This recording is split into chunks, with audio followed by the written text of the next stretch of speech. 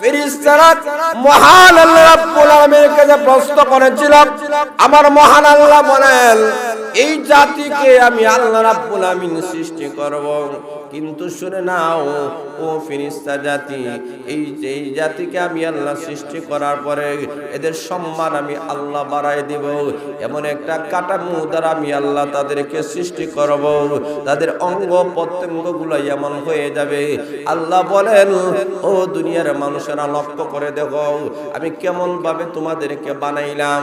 আল্লাহ রাব্বুল আলামিন বলেন কেন বানাইলাম, কেন বানাইলাম তার কারণটা তোমরা একটু গভীরভাবে মনোযোগ সহকারে লক্ষ্য করো।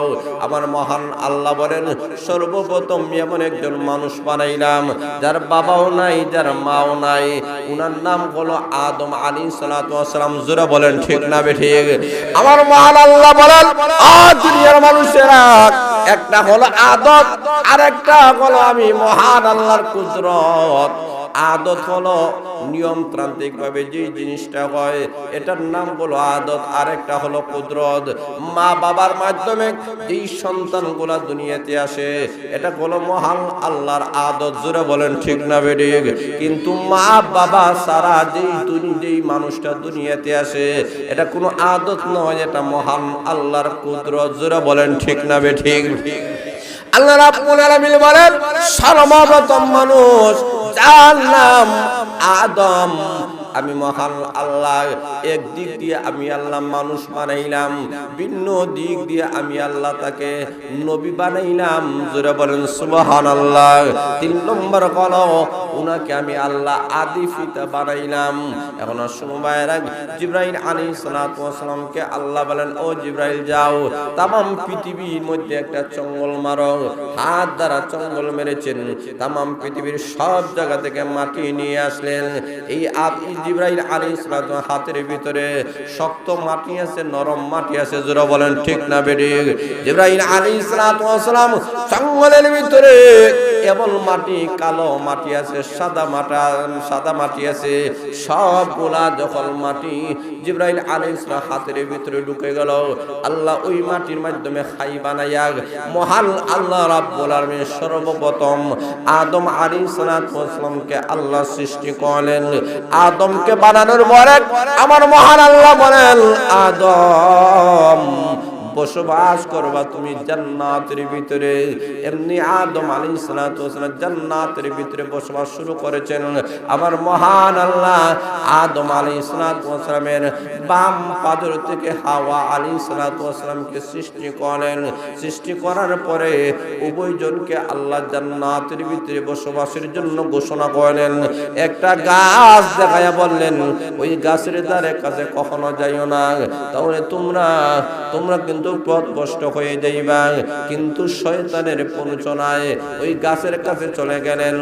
আদম হাওয়া আলাইহিস সালাতু ওয়াস সালাম ওই গাছ থেকে যখন ফল খেয়ে নিলেন, এমনি মহান আল্লাহ বলেন জান্নাতে থাকার আর সুযোগ নাই, চলে যাও, দুনিয়ার মধ্যে চলে যাও। আর আমার মহান আল্লাহর আসল উদ্দেশ্য হলো আদম আলাইহিস সালাতু ওয়াস সালামকে জান্নাতের খলিফা নয়, এই পৃথিবীর খলিফা আল্লাহ বানাতে চায়। জোরে বলেন সুবহানাল্লাহ। উপজেলার নকদিপুর সয়হারা ইসলামী আরাবিয়া মাদ্রাসা কর্তৃক আয়োজিত 38তম বার্ষিক ইসলামী মহাসম্মেলনের চলমান অধিবেশনের সম্মানিত সভাপতি সাহেব, উপস্থিত উলামায়ে কেরাম, মুরব্বিয়ানে কেরাম, যুব সমাজ ভাইয়েরা, পর্দার অন্তরালের অবস্থানগত আমার অত্যন্ত শ্রদ্ধেয় মা ও বোনেরা, মহান আল্লাহ রাব্বুল আলামিনের কাছে অসংখ্য অগণিত আমরা শুকরিয়া আদায় করি, যিনি আপনাদেরকে আমাদেরকে অত্যন্ত দয়া করে মেহেরবানি করে আজকের ঐতিহাসিক ইসলামী মহাসম্মেলনে আসা এবং বসার যে সুযোগটুকু মহান আল্লাহ আমাদেরকে দান করেছেন। আমরা সবাই অন্তরের অন্তঃস্থল থেকে আমরা কলিমাতুশ শুকর আদায় করি, সবাই বলে আলহামদুলিল্লাহ। এতগুলা মানুষ আমরা কিন্তু আওয়াজে বোঝা যায় আসলে আমরা সবাই খুশি হই নাই। খুশি না বেজার? বলিষ্ঠ আওয়াজে বলেন খুশি না বেজার? খুশির আওয়াজটা কি আপনাদের এলাকায় আস্তে আস্তে হয় না জোরে জোরে হয়?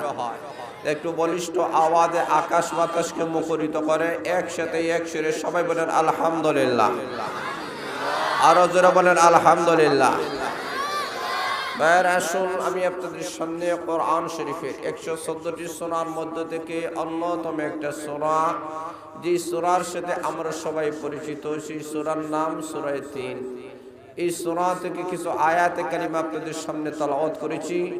অতি সংক্ষিপ্ত আকারে এই আয়াতগুলোকে সামনে নিয়ে কিছু আলোচনা করার চেষ্টা করব। মহান আল্লাহ যেন আমাকে ইখলাসের সাথে বলার, আমাদের সবাইকে যেন আমলের নিয়তে শোনার তৌফিক দান করেন। সবে বলেন আমিন।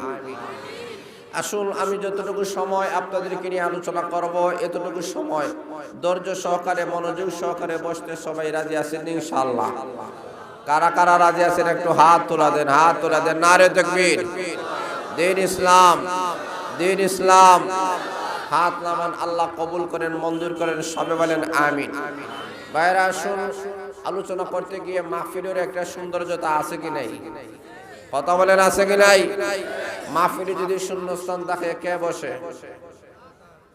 আসতে বলেন আর জোরে বলেন। শয়তান যদি বসে আমাদেরকে বসার সুযোগ দিবে। কথা বলেন দিবে। এই কারণে খালি জায়গা পূরণ করে, হরকত করলে বরকত হয়। একটু মহব্বতের সাথে খালি জায়গা পূরণ করে একটু সামনের দিকে বাড়েন, একটু সামনের দিকে বাড়েন, একটু সামনের দিকে বাড়েন মহব্বত সহকারে, একটু মহব্বত সহকারে সামনের দিকে বাড়েন। হতে পারে আজকের এই মাহফিলটা অত্র এলাকার জিন্দা মুর্দা সবার জন্য কিয়ামতের দিন নাজাতের উসিলা হয়ে যেতে পারে। জোরে বলেন ঠিক না ঠিক? ভাইয়েরা আসুন, লক্ষ্য করে দেখেন, আমরা এমন একটি সময় এই জায়গায় সমবেত হয়েছি যখন সারা বিশ্বের সমস্ত বেঈমান কাফেরেরা, তাগুতি শক্তিগুলা, ইহুদি খ্রিস্টানেরা ঐক্যবদ্ধ হয়ে গেছে পৃথিবীর মানচিত্র দেখে ইসলাম এবং কোরআনের আওয়াজটাকে স্তব্ধ করে দেওয়ার জন্য। বলিষ্ঠ আওয়াজে বলেন ঠিক না ঠিক? ঠিক সেই মুহূর্তে আজকের এই মহাসম্মেলনের মাধ্যমে আপনাদের আমাদের এই আশা বসা উপস্থিতির মাধ্যমে আমরা প্রমাণ করে দিয়েছি, যতদিন পর্যন্ত মসজিদ মাদ্রাসাগুলো থাকবে, ওলামা ইকরাম থাকবেন, মুসল্লিরা থাকবে, আল্লাহওয়ালা থাকবে, ততদিন পর্যন্ত পৃথিবীর মানচিত্র দেখে কোনো ইহুদি খ্রিস্টানেরা ইসলাম কোরআনের আওয়াজটাকে স্তব্ধ করে দেওয়া কখনো সম্ভব? আরো যারা বলেন। কারণ আমরা হলাম মুসলমান জাতি। আমরা কোন জাতি? আরো জোরে বলেন। আমাদের দাম আছে কি নাই? আরো জোরে বলেন আছে কি নাই? আসুন ভাইরা, আমরা হলাম, আমাদেরকে আজকে জানতে হবে, বুঝতে হবে, আমরা হলাম শাহজালালের উত্তরসূরিরা। জোরে বলেন ঠিক না ঠিক? আমরা হলাম শাহফরানের উত্তরসূরি। জোরে বলেন ঠিক না ঠিক? আমরা হলাম শেখে গাজীনগরের উত্তরসূরি। জোরে বলেন ঠিক না ঠিক? আমরা হলাম শেখে কাদের উত্তরসূরি। জোরে বলেন ঠিক না ঠিক? আমরা 360 আউলিয়ার উত্তরসূরি। অমুসলিম জাতিরা আমাদেরকে বুঝতে হবে, একজন ইমানদারের কারণে আল্লাহ সাত আকাশ সাত জমিন আল্লাহ টিকায় রেখেছেন। জোরে বলেন ঠিক না ঠিক? সেই ইমানদারের দাম নাই। কথা বলেন দাম নাই? আরো জোরে বলেন আছে কি নাই? এখন শুনুন, আমরা যে আজকে মহাসম্মেলনে বসলাম, এক শ্রেণীর ফেরেশতাদেরকে আল্লাহ পাঠান, মাহফিলের চতুর্দিকে ওরা আসে, আল্লাহর কাছে রিপোর্ট পেশ করে। আল্লাহ জিজ্ঞেস করেন, ফেরেশতারা এরা মাহফিলে বসে আছে কেন? এখানে কি টাকা পয়সা দেওয়া হবে? ফেরেশতারা হয় না, আল্লাহ টাকা পয়সা দেওয়া হবে না, বরং তারা দেয়। এরা বসে থাকার কারণ কি? বলে এরা জান্নাতের আশা করে। সুবহানাল্লাহ। না এলাকায় এরা কিসের আশা করে? জান্নাত দেখছেন? কথা বলেন দেখছেন? বলে এরা কি চায়?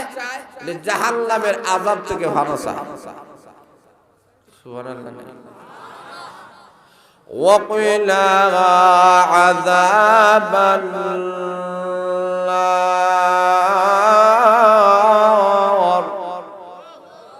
আল্লাহ এরা জাহান্নামের আযাব থেকে বাঁচাছে। আল্লাহ বলেন, ফেরেশতারা এরা কি আমার জাহান্নামের শাস্তি দেখছে? পিছনে এরা মনে হয় দেখছে। একটু জোরে কথা বলেন, দেখছেন নি? এমনি আমার মহান আল্লাহ বলেন, রে ফেরেশতারা, যারা আমার জান্নাত দেখে নাই, এরপরও জান্নাতের আশায় বসে রয়েছে, আমার জাহান্নামের শাস্তি দেখে নাই, এরপরও জাহান্নামের বয়ে চোখের পানি ফলাইয়া কান্দে। ফেরেশতারা, তোমাদেরকে সাক্ষী রেখে আমি মহান আল্লাহ ঘোষণা দিলাম, এই সমস্ত বান্দারা মাহফিল থেকে ওঠার আগে আগে আমি মহান আল্লাহ তাদের পিছনের গুনাহ মাফ করে দিলাম। লস না লাভ? আরো জোরে লস না লাভ? এখন এই সমস্ত মাহফিল করার মধ্যে আসলে জীবনের অবস্থার পরিবর্তন ঘটে যায়। যাদের অন্তরে কোরআনের মহব্বত, আল্লাহর মহব্বত, পরকালের মহব্বত আছে, এরা কখনো বাড়িতে বসে থাকতে পারে? আরো জোরে বলেন। আল্লাহ রাব্বুল আলামিন আমি যে সূরাটি আপনাদের সামনে তেলাওয়াত করেছি, এই সূরার মধ্যে আমার মহান আল্লাহ রাব্বুল আলামিন কয়েকটা জিনিসের আল্লাহ কসম খেয়েছে। কসম খেয়ে আল্লাহ যে জিনিসটি আমাদের সামনে তুলে ধরতে চায় সেই জিনিসটা হলো, ও মানুষ, তোমার দাম বেশি, তোমার সম্মান বেশি, তোমার মর্যাদা বেশি। যারা বলেন ঠিক না বেঠিক? আল্লাহ এই পৃথিবীতে যত মাখলুক আল্লাহ সৃষ্টি করেছে, মানুষের চাইতে শ্রেষ্ঠ কোন জাতি আল্লাহ সৃষ্টি করে নাই। আর আসতে পারে? আরো জোরে বলেন ঠিক না বেঠিক? আল্লাহ বলেন, মানুষকে আমি আল্লাহ সম্মানিত করে দিলাম, সৃষ্টির শ্রেষ্ঠ মর্যাদা আমি আল্লাহ দিয়েছি। এই মানুষের দাম বেশি, সম্মান বেশি, মর্যাদা বেশি। একদিক দিয়ে আকৃতিগতভাবে মানুষের সম্মান বেশি, গুণগতভাবে এই মানুষের দাম আছে কি নাই? আরো যারা বলেন আছে কি নাই?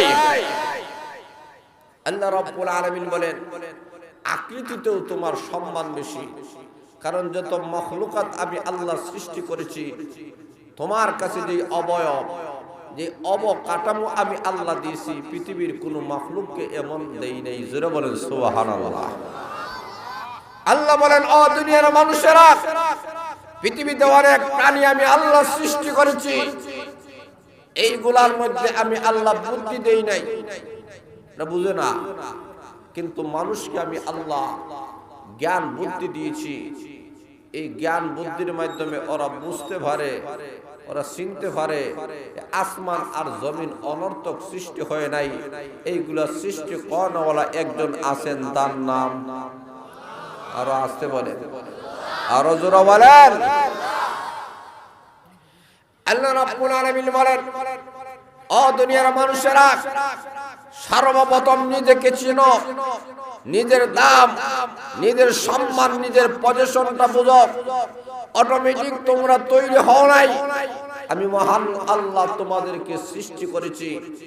কেমন ভাবে আল্লাহ আমাদেরকে সৃষ্টি করেছেন, কোরআন শরীফের মধ্যে আল্লাহ সবগুলা ধারাবাহিক ভাবে মহান আল্লাহ আমাদের সামনে আলোচনা করেছেন। জোরে বলেন সুবহানাল্লাহ।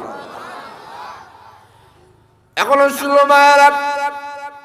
আমার মহান আল্লাহ বলেন, রে দুনিয়ার মানুষেরা, আমি মহান আল্লাহ রাব্বুল আলামিন সর্বপ্রথম মানুষ সৃষ্টি করার জন্য আমি মহান আল্লাহ ফেরেশতাদের সাথে আমি আল্লাহ পরামর্শ করেছিলাম, ও ফেরেশতা জাতি, এমন একটা জাতি আমি মহান আল্লাহ সৃষ্টি করতে চাই, যেই জাতিটা হবে পৃথিবীর শ্রেষ্ঠ জাতি, সকল মাখলুকাতের উপরে তার সম্মান হবে, তার মর্যাদা হবে। জোরে বলেন সুবহানাল্লাহ। এমন একটি জাতি আমি আল্লাহ সৃষ্টি করতে চাই, যাদের মধ্যে আমি মহান আল্লাহ দুইটি যোগ্যতা আমি মহান আল্লাহ দান করব। আল্লাহ বলেন, ফাআলহামাহা ফুজুরাহা ওয়া তাকওয়াহা। আল্লাহ বলেন, দুইটা যোগ্যতা দিয়ে আমি আল্লাহ মানুষ সৃষ্টি করতে চাই। একটা হলো গুনাহ করার মতো একটা যোগ্যতা আমি আল্লাহ তাকে দিব। দুই নম্বর হলো নেক কাম করার মতো একটা যোগ্যতা আমি আল্লাহ তাকে দিব।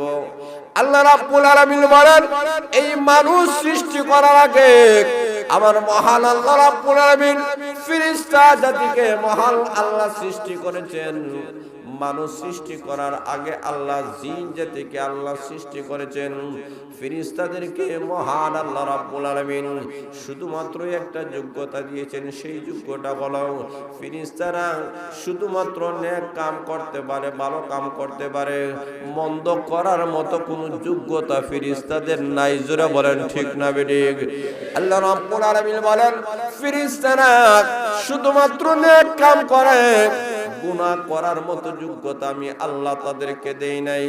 তারা সব সময় নেক কাম করে, তারা সব সময় আল্লাহ রাব্বুল আলামিন এই পৃথিবীতে ওই পরিমাণ আল্লাহ ফেরেশতা সৃষ্টি করেছেন।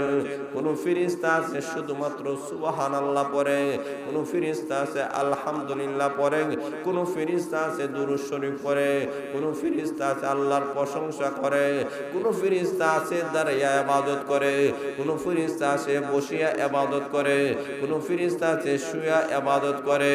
আমার মহান আল্লাহ রাব্বুল আলামিন ফেরেশতাদেরকে শুধুমাত্র নেক কাম করার মতো যোগ্যতা আছে, গুনাহ করার মতো কোনো যোগ্যতা মহান আল্লাহ দেন নাই। জোরে বলেন ঠিক না বেঠিক? আরেক শ্রেণীর মাখলুক যাদেরকে জিন জাতি বলা হয়, ওই সমস্ত জিন জাতিদেরকে আমার মহান আল্লাহ রাব্বুল আলামিন শুধুমাত্র গুনাহ করার মতো আল্লাহ যোগ্যতা দিয়েছেন। শুধু গুনাহ করে, নাফরমানির কাম করে, এরা ভালো কাম করে না, শুধু নাফরমানি করে। এই কারণে ওই জিন জাতিদেরকে মহান আল্লাহ সৃষ্টি করার পরে এরা দুনিয়াতে আসার পরে শুধু গুনাহ করে, নাফরমানির কাম করে। আমার মহান আল্লাহ বলেন রে ফেরেশতারা, আমি সর্বপ্রথম পৃথিবীর বাসিন্দা হিসাবে আমি আল্লাহ ফেরেশতাদেরকে বানাইলাম।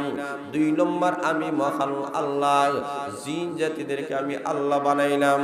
ফেরেশতারা তৃতীয় বাসিন্দা হিসাবে আমি আল্লাহ এমন একটা জাতি সৃষ্টি করতে চাই যার নাম হবে ইনসান, যার নাম হবে মানব জাতি। এদের মধ্যে আমি আল্লাহ 2টা যোগ্যতা দিব, গুনাহ করার মতো যোগ্যতা দিব, আবার নেক কাজ করার মতো যোগ্যতা দিব। এদেরকে আমি মহান আল্লাহ দুনিয়ার খলিফা বানাবো। ইন্নী জাইলুন ফিল আরদি খলিফা, আল্লাহ বলেন জমিনের প্রতিনিধি আমি আল্লাহ বানাবো। ও ফেরেশতা জাতি, এরা যদি নেক আমল করতে পারে আমি মহান আল্লাহ দুনিয়াতে সকল মাখলুকাতের উপরে তাদের সম্মান মর্যাদা দিব। কিয়ামতের দিন আমি আল্লাহ এদেরকে জান্নাতের মেহমান বানায়া তাদেরকে পুরস্কার দেব। এমন একটা জাতি আমি আল্লাহ সৃষ্টি করতে চাই। এবং পরামর্শ আমার মহান আল্লাহ যখন ফেরেশতাদের সাথে করেছেন, এমনি ফেরেশতা বলেন ও পরওয়ারদিগার, এমন জাতি কেন আপনি সৃষ্টি করতে চান যেই জাতি দুনিয়ার মধ্যে আসার পরে দাঙ্গা হাঙ্গামা করবে, মারামারি করবে, সন্ত্রাসী করবে? এমন জাতিকে আপনি কেন সৃষ্টি করতে চান? 2 নম্বর গলাও আমাদের কাছে এমন যোগ্যতা আছে, আমরা নেক কাম করার মতো যোগ্যতা আমাদের কাছে আছে।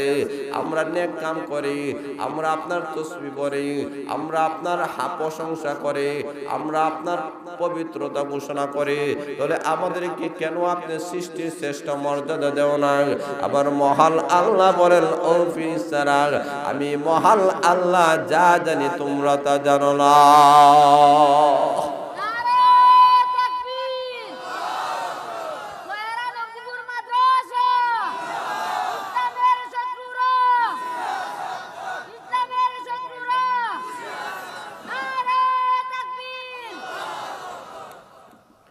এখন শুনো ভাইরা, ওই সমস্ত ফেরেশতারা বলেন প্রভু, যেই সমস্ত মানব জাতিকে সৃষ্টি করার পরে এরা দুনিয়ার মধ্যে যাওয়ার পরে দাঙ্গা হাঙ্গামা করবে, সন্ত্রাসী করবে, ফসাদ করবে, চুরি করবে, ডাকাতি করবে, জিনা করবে, হাইজেক করবে, অন্যের মাল আত্মসাৎ করবে, এমন একটা জাতিকে আল্লাহ আপনি কেন সৃষ্টি করতে চান? আবার মহান আল্লাহ বলেন ও ফেরেশতারা, তোমরা প্রশ্ন করেছ, আমি মহান আল্লাহ জানি এদেরকে কেন আমি আল্লাহ সৃষ্টি করতে চাই। আমি মহান আল্লাহ বলেন হে ফেরেশতা জাতিরা, তোমরা শুনে নাও, তোমরা যে গুনাহ করো না, নাফরমানির কাম করো না, চুরি করো না, জিনা করো না, হাইজেক করো না, অন্যের মাল আত্মসাৎ করো না। তোমরা যে গুনাহ করো না, এটা তোমাদের কোনো সম্মান নাই, কোনো মর্যাদা নাই। কারণ হয়েছে এই যোগ্যতাটা তো আমি আল্লাহ সৃষ্টিগতই ভাবে তোমাদেরকে দেই নাই। জোরে বলেন ঠিক না বেঠিক? কিন্তু শুনে নাও, এমন একটা জাতি আমি আল্লাহ সৃষ্টি করতে চাই যাদের মধ্যে গুনাহ করার যোগ্যতা আমি আল্লাহ দিয়েছি। এরা ইচ্ছা করে কোরআনের মাহফিলে বসতে পারে, আবার ইচ্ছা করে কোরআনের মাহফিলে নাও বসতে পারে। এরা ইচ্ছা করলে ওয়াজ নসিহত শুনতে পারে, এরা ইচ্ছা করলে আবার গানও শুনতে পারে। জোরে বলেন ঠিক না বেঠিক? এরা ইচ্ছা করলে নেক কাম করতে পারে, ইচ্ছা করলে গুনার কাম করতে পারে। কিন্তু যে সমস্ত মানুষেরা আজকের মহাসম্মেলনের কথা শুনিয়া, কোরআন হাদিসের কথা শুনিয়া, মেলার মধ্যে না গিয়ে, গান না শুনে, হারাম কাজের মধ্যে না গিয়ে এরা কোরআনের মাহফিলের মধ্যে যারা বসে যাবে, ওরে ফেরেশতারা, আমি মহান আল্লাহ ঘোষণা দিলাম, এদের অন্তরে যখন কোরআনের মহব্বত ঢুকবে, আল্লাহর ভালোবাসা, রসুলের মহব্বত, রসুলের ভালোবাসা নিয়ে যখন মাহফিলে বসবে, ফেরেশতারা রে, এমন বান্দারা মাহফিল থেকে ওঠার আগে আগেই আমি মহান আল্লাহ তাদের পিছনের গুনাহ মাফ করে দিব। ফেরেশতারা মহান আল্লাহ রাব্বুল আলামিনের কাছে প্রশ্ন করেছিল, আমার মহান আল্লাহ বলেন এই জাতিকে আমি আল্লাহ রাব্বুল আলামিন সৃষ্টি করব, কিন্তু শুনে নাও ও ফেরেশতা জাতি, এই জাতিকে আমি আল্লাহ সৃষ্টি করার পরে এদের সম্মান আমি আল্লাহ বাড়ায় দিব। এমন একটা কাঠামো দ্বারা আমি আল্লাহ তাদেরকে সৃষ্টি করব, তাদের অঙ্গ প্রত্যঙ্গগুলো এমন হয়ে যাবে। আল্লাহ বলেন, ও দুনিয়ার মানুষেরা লক্ষ্য করে দেখো আমি কেমন ভাবে তোমাদেরকে বানাইলাম। আল্লাহ রাব্বুল আলামিন বলেন, কেন বানাইলাম, কেন বানাইলাম তার কারণটা তোমরা একটু গভীর ভাবে মনোযোগ সহকারে লক্ষ্য করো। আমার মহান আল্লাহ বলেন, সর্বপ্রথম এমন একজন মানুষ বানাইলাম যার বাবাও নাই, যার মাও নাই, উনার নাম হলো আদম আলাইহিস সালাতু ওয়াস সালাম। জোরে বলেন ঠিক না বেঠিক? আমার মহান আল্লাহ বলেন, দুনিয়ার মানুষেরা, একটা হলো আদত, আর একটা হলো আমি মহান আল্লাহর কুদরত। আদত হলো নিয়মতান্ত্রিক ভাবে যে জিনিসটা হয়, এটার নাম হলো আদত। আরেকটা হলো কুদরত, মা বাবার মাধ্যমে যেই সন্তানগুলা দুনিয়াতে আসে, এটা হলো মহান আল্লাহর আদত। জোরে বলেন ঠিক না বেঠিক? কিন্তু মা বাবা সারা যেই মানুষটা দুনিয়াতে আসে, এটা কোনো আদত নয়, এটা মহান আল্লাহর কুদরত। জোরে বলেন ঠিক না বেঠিক? আল্লাহ রাব্বুল আলামিন বলেন, সর্বপ্রথম মানুষ যার নাম আদম, আমি মহান আল্লাহ এক দিক দিয়ে আমি আল্লাহ মানুষ বানাইলাম, ভিন্ন দিক দিয়ে আমি আল্লাহ তাকে নবী বানাইলাম। জোরে বলেন সুবহানাল্লাহ। 3 নম্বর হলো উনাকে আমি আল্লাহ আদি পিতা বানাইলাম। এখন সময়ের আগে জিবরাইল আলাইহিস সালাতু ওয়াস সালামকে আল্লাহ বলেন, ও জিবরাইল যাও तमाम পৃথিবীর মধ্যে একটা চঙ্গল মারো। হাত দ্বারা চঙ্গল মেরেছেন, तमाम পৃথিবীর সব জায়গা থেকে মাটি নিয়ে আসলেন। এই জিবরাইল আলাইহিস সালাম হাতের ভিতরে শক্ত মাটি আছে, নরম মাটি আছে। জোরে বলেন ঠিক না বেঠিক? জিবরাইল আলাইহিস সালাম চঙ্গলের ভিতরে এমন মাটি, কালো মাটি আছে, সাদা মাটি আছে, সবগুলা যখন মাটি জিবরাইল আলাইহিস সালাম হাতের ভিতরে ঢুকে গেল, আল্লাহ ওই মাটির মাধ্যমে খাই বানাইয়া মহান আল্লাহ রাব্বুল আলামিন সর্বপ্রথম আদম আলাইহিস সালামকে আল্লাহ সৃষ্টি করলেন। আদমকে বানানোর পরে আমার মহান আল্লাহ বলেন, আদম বসবাস করবা তুমি জান্নাতের ভিতরে। এমনি আদম আলাইহিস সালাম জান্নাতের ভিতরে বসবাস শুরু করেছেন। আমার মহান আল্লাহ আদম আলাইহিস সালামের বাম পাদর থেকে হাওয়া আলাইহিস সালামকে সৃষ্টি করেন। সৃষ্টি করার পরে উভয়জনকে আল্লাহ জান্নাতের ভিতরে বসবাসের জন্য ঘোষণা করলেন। একটা গাছ দেখায়া বললেন, ওই গাছের ধারে কাছে কখনো যাইও না, তাহলে তোমরা কিন্তু কিন্তু পথভ্রষ্ট হয়ে যাইবা। কিন্তু শয়তানের প্ররোচনায় ওই গাছের কাছে চলে গেলেন। আদম হাওয়া আলাইহিস সালাতু ওয়াস সালাম ওই গাছ থেকে যখন ফল খেয়ে নিলেন, এমনি মহান আল্লাহ বলেন জান্নাতে থাকার আর সুযোগ নাই, চলে যাও, দুনিয়ার মধ্যে চলে যাও। আর আমার মহান আল্লাহর আসল উদ্দেশ্য হলো আদম হাওয়া আদম আলাইহিস সালাতু ওয়াস সালামকে জান্নাতের খলিফা নয়, এই পৃথিবীর খলিফা আল্লাহ বানাতে চায়। জোরে বলেন সুবহানাল্লাহ।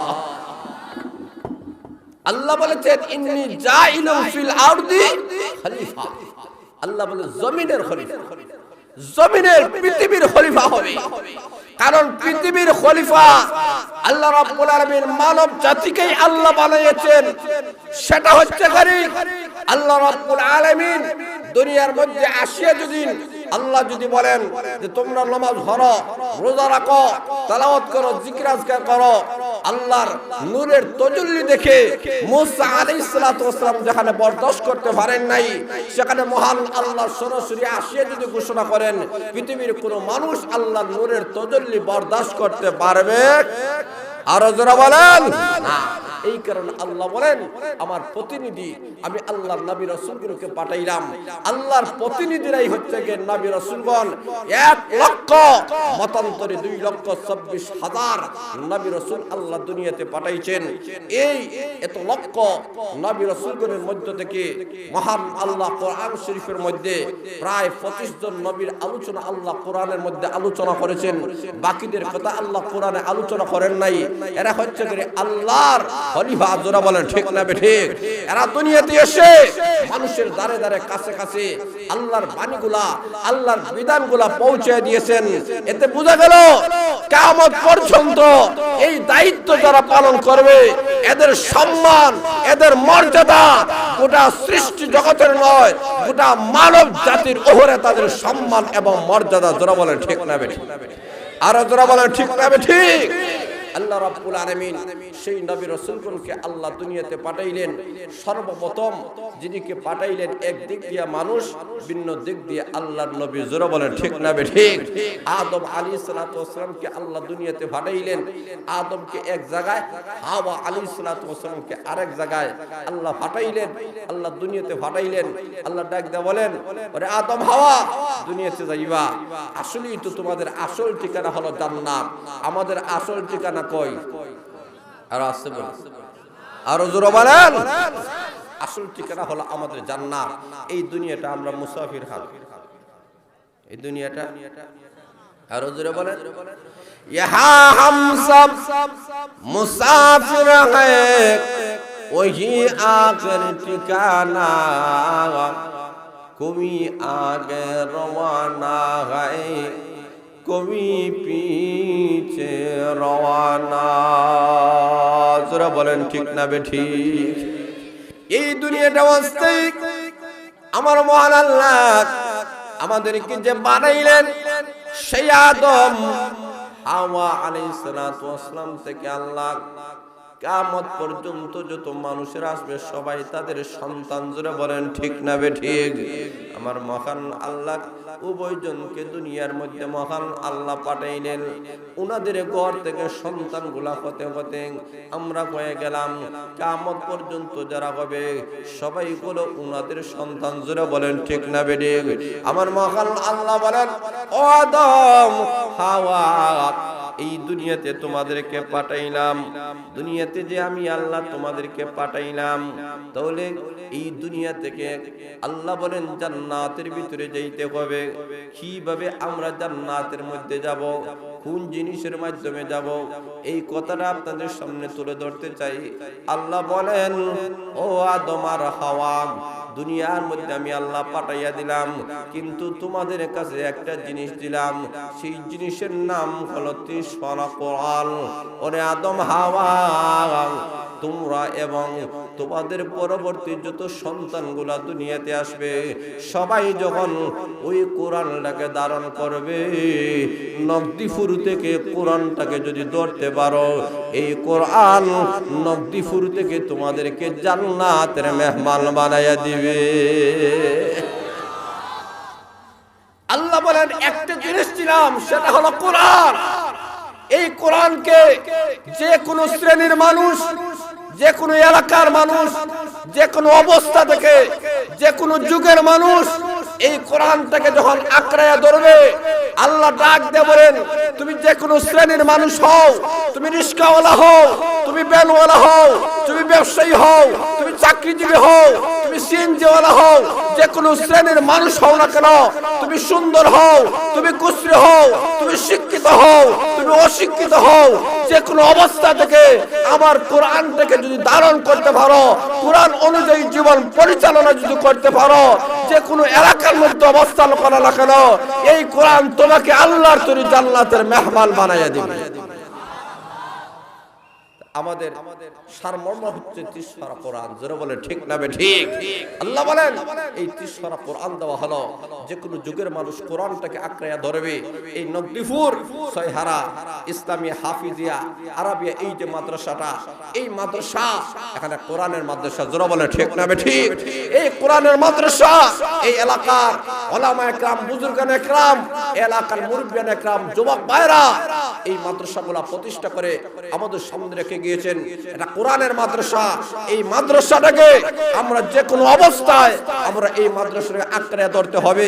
আমার ছেলেকে হাফিজ বানায়া, আমার মেয়েকে হাফিজ বানায়া, আমার ছেলেকে আলিম বানায়া, আমার মেয়েকে আলিমা বানায়া আমার এই কোরআনের মাদ্রাসাটাকে আমি ধারণ করতে হবে, গ্রহণ করতে হবে।